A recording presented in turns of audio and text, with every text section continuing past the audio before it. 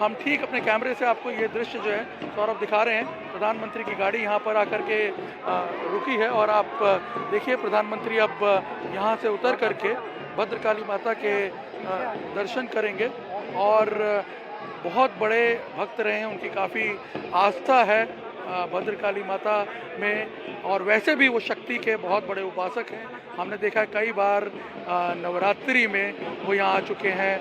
दिवाली के बाद नववर्ष की शुरुआत पे वो अक्सर हर साल ये दस्तूर था उनका।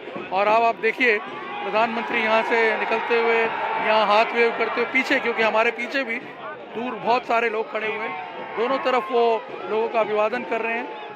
क्योंकि इसको सैनिटाइज किया हुआ एरिया को, लोग बहुत नज़दीक नहीं है कल की तरह, लेकिन वो देखिए सबकी तरफ हाथ वेव करते हुए अब जा रहे हैं माँ के दर्शनों के लिए। और अपने आप में ये तस्वीरें जो हैं ये अहमदाबाद के लिए काफ़ी हैं। ये उनकी आस्था का जो यहाँ पे चित्रण दिख रहा है, ये अपने आप में अहमदाबाद के लोगों के साथ उन्हें रिलेट करने के लिए काफ़ी है। और आप देखिए अभी भी लोगों को वो नहीं भूल रहे हैं, लोगों को वो वेव करते हुए आप देख सकते हैं आगे जा रहे हैं। यहाँ अब माँ का जो मंदिर है उसमें वो एंटर होंगे, दर्शन करेंगे और उसके बाद फिर यहाँ पे दर्शन करके वो आगे रवाना होंगे। और बाबा साहब अम्बेडकर का जो स्टैचू है सहारनपुर में, यहाँ से करीब 3 किलोमीटर दूर बना हुआ है, उसमें वो जा कर के वहाँ उन्हें पुष्पांजलि अर्पित करेंगे और फिर वो आगे अपनी सभा की तरफ आगे बढ़ जाएंगे। सौरभ, मैं आपको बता दूं कि आज का जो ये रोड शो है और कल का अगर हम दोनों को मिला लें तो एक तरह से मैं इसमें एक और चीज़ ऐड करना चाहता हूँ। अभी हम जिस चीज़ की चर्चा कर रहे थे कि पहले चरण में मतदान कम हुआ है, शायद प्रधानमंत्री को इस बात का अंदेशा है और वो चाहते हैं कि लोग चार्ज रहें, लोग उत्साहित रहें मतदान करने के लिए बाहर। आप बता रहे हैं मंदिर के बारे में, मैं अंदर की तस्वीरें इस वक्त देख पा रहा हूं, दर्शक देख रहे हैं स्क्रीन पर। मंदिर के अंदर प्रधानमंत्री प्रवेश कर चुके हैं, जो पुजारी हैं वहां के पुरोहित हैं वो अब उनसे जो है पूजा करवा रहे हैं। प्रधानमंत्री को आपने देखा मंदिर में दाखिल हो रहे थे तो पहले जूते उतारे, फिर मंदिर के अंदर गए, वहाँ पुजारी बैठे हुए हैं, प्रधानमंत्री अब बैठ करके वहाँ पूजा पाठ कर। और निर्णय जैसा आपको बताया कि इस मंदिर से उनका जो नाता है वो पुराना नाता रहा है, नगर देवी हैं भद्रकाली माता अहमदाबाद की, और अब बिल्कुल विधिवत जो है पूजा पाठ प्रधानमंत्री यहाँ पर कर रहे हैं। निर्णय जरा बताइएगा इस मंदिर के बारे में दर्शकों को, और प्रधानमंत्री मुख्यमंत्री रहते हुए भी, प्रधानमंत्री रहते हुए भी इस मंदिर में अक्सर आते रहे।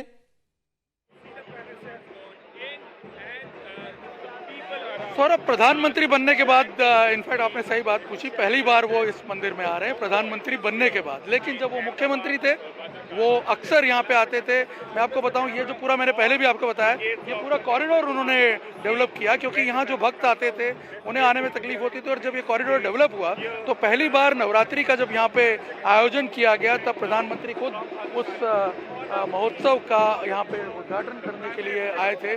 और ये जो आप देखते हैं कॉरिडोर, ये पूरा का पूरा जो है नो व्हीकल जोन बना दिया गया है। ये डिसीजन लेना अपने आप में काफ़ी कठिन था, क्योंकि यहाँ क्या है, बहुत सारे छोटे छोटे व्यापारी जो हैं वो अपने जो दरिया होते हैं वो बिछा करके यहाँ पे व्यापार करते थे। लेकिन उनको कन्विंस किया गया, इस पूरे इलाके को एक तरह से पूरा क्लियर किया गया, रीडेवलप किया गया, ताकि यहाँ के जो भक्त हैं अहमदाबाद के वो यहाँ पे आकर के आसानी से दर्शन कर सकें। बहुत से दूर से भी लोग आते हैं और यहाँ आप देख सकते हैं कि इस वक्त वो उसी जगह पे आकर के पूजा कर रहे हैं। और मुझे पक्का यकीन है कि जब वो यहाँ एंटर हुए होंगे उन्होंने ज़रूर इस चीज़ को ऑब्जर्व करने की कोशिश की होगी कि जो कल्पना उन्होंने की थी जब ये बना था, उसके बाद भी क्या आज वो इसी फॉर्म में है या नहीं है।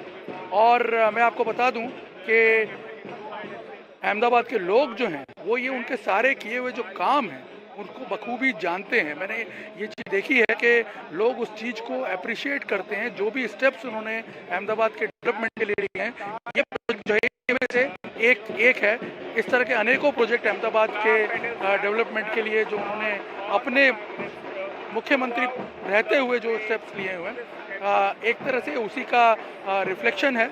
और उसी चीज़ को याद दिलाने के लिए, उसी चीज़ का आभास करवाने के लिए जब वो खुद सड़कों पे निकलते हैं तो लोग वो सारी चीज़ें एक बार दोबारा याद करते हैं। आपने कल देखा होगा जब हम लोगों से बात कर रहे थे, वो किस तरह से उनके काम जो हैं वो गिनाते हैं। तो इससे आपको अंदाज़ा लगेगा कि जो बीजेपी का प्रचार है, आप सोचिए कि उनके 2 दिन के रोड शो से पूरा का पूरा जो एक मोमेंटम है, जो बीजेपी चाहती है कि मोमेंटम बढ़े यहाँ पर पार्टी के प्रचार में, अचानक उसका पूरा लेवल ही चेंज हो गया, एक अलग पेज पे चला गया है यहाँ बीजेपी का प्रचार। यहाँ जिस तरह से प्रधानमंत्री मोदी लगातार घूम रहे हैं, और मुझे लगता है कि इसका असर सेकंड फेज पे जरूर पड़ेगा। हम आपकी वॉइस थोड़ा ब्रेक कर रही है, मैं आता हूं आपके पास। आप कह रहे हैं इसका प्रभाव, अगर वैसे तो आस्था की बात है, लेकिन चुनावों के बीच ये सब कुछ हम देख रहे हैं तस्वीरें, तो इसका प्रभाव चुनावों पर भी जरूर पड़ेगा।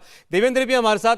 देवेंद्र, जहां तक धार्मिक स्थलों पर जाने की बात है, मंदिरों में जाने की बात है, तो प्रधानमंत्री के बारे में अब ये बात बिल्कुल साफ है, अपनी आस्था को प्रकट करने में वो कभी उन्होंने कोई संकोच नहीं किया। भले ही कोई विरोधी ये कहे कि भाई आप चुनाव के पीछे मंदिर जा रहे हैं, उसकी तस्वीर का फायदा उठाने की कोशिश कर रहे हैं, लेकिन ये साफ है कि ऐसा पहले नहीं है। चुनाव हो ना हो, कहीं वो जाते हैं किसी मंदिर के दर्शन करने के लिए कहीं, तो वो हमेशा ऐसी सुर्खियां बनता है।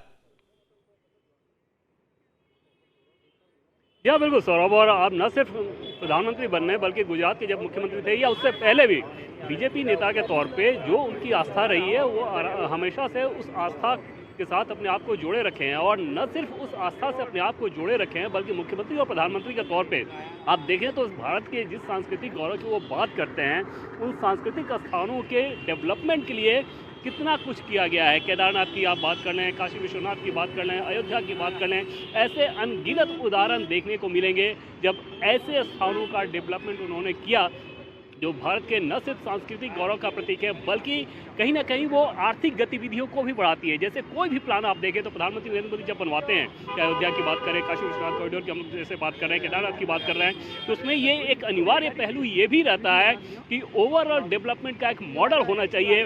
वो आध्यात्मिक केंद्र हो, आस्था का केंद्र हो, साथ साथ आर्थिक गतिविधियां भी उससे बहुत ज़्यादा, और पर्यटन के लिहाज से, टूरिज्म के लिहाज से उसमें बल मिले, और उस लिहाज से पीएम मोदी की पूरी प्लानिंग रहती है। आज के इस मंदिर की बात करें तो इसका राजनीतिक महत्व निश्चित तौर पर सौरभ इस लिहाज से बहुत ज़्यादा है, जैसा कि पहले हम लोग बात कर रहे थे कि इस मंदिर पे विध्वंसकारियों ने आक्रमण किया था, और आप अंदाज़ा लगा सकते हैं कि चुनाव के लिहाज से इस तर्क का कितना मतलब है। दूसरी चीज़ कि यहाँ पे अहमदाबाद के कोई भी व्यापारी या सामान्य लोग हो, अगर अपना शुभ काम कोई शुरू करते हैं तो उनकी ये कोशिश रहती है कि इस मंदिर में जाके माता भद्रकाली, जो कि जिनके बारे में माना जाता है कि वो शांत काली देवी है, वो वरदान देती हैं, वहाँ जाके एक वर लिया जाए। और चुनाव के समय में बीजेपी के सबसे बड़े स्टार प्रचारक वहाँ पे अगर गए हैं तो ये कैसे संभव है कि इस चुनाव में भी विजय के लिए वहाँ पे वो आशीर्वाद ना मांगे हैं। और ये संदेश जाहिर तौर पे जाता है कि जब इस देवी को नगर रक्षक माना जाता है और वहाँ पर बीजेपी के सबसे बड़े पोस्टर बॉय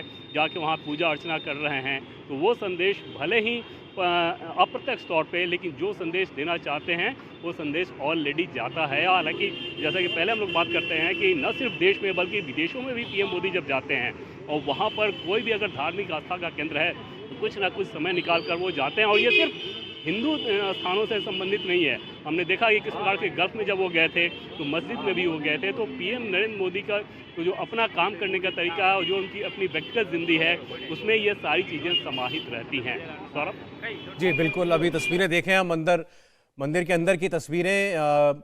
पूजा के बाद उन्होंने आरती करी और अब प्रधानमंत्री उठ रहे हैं, तो जैसा निर्णय कह रहे थे 5-10 मिनट वो जो है इस मंदिर के अंदर रहेंगे, फिर वो बाहर निकलेंगे। 10 किलोमीटर लंबा उनका ये रोड शो है। इंडिया टीवी हर वक्त हर जगह डाउनलोड करने के लिए सर्च करें India TV news Google play store या ऐप स्टोर पर।